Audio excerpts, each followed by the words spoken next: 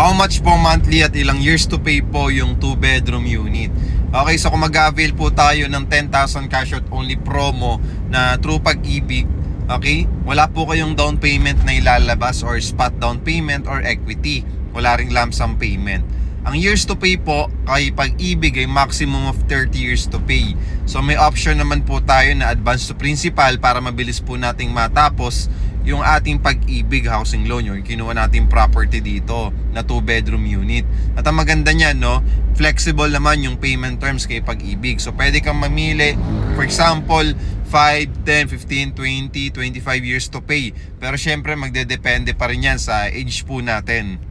Kung bank financing naman, maximum of 20 years to pay naman po. So ganun din, flexible din naman yung bangko natin.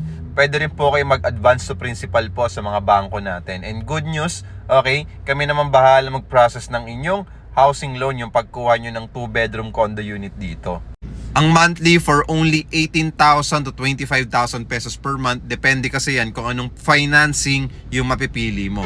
But the good news is 10,000 to 25,000 cash out lang yung ilalabas mong reservation fee at madededuct pa to sa total contract price ng unit na kukunin mo. And yes, lahat pwede mag-avail, Pag-ibig or non-Pag-ibig. Walang problema kahit hindi ka Pag-ibig member. Kung Pag-ibig member ka naman, okay, pwede mo magamit yung benefits mo na makapag-housing loan. So ano pang inaantay mo? Ma'am Coned, okay, follow me and message me.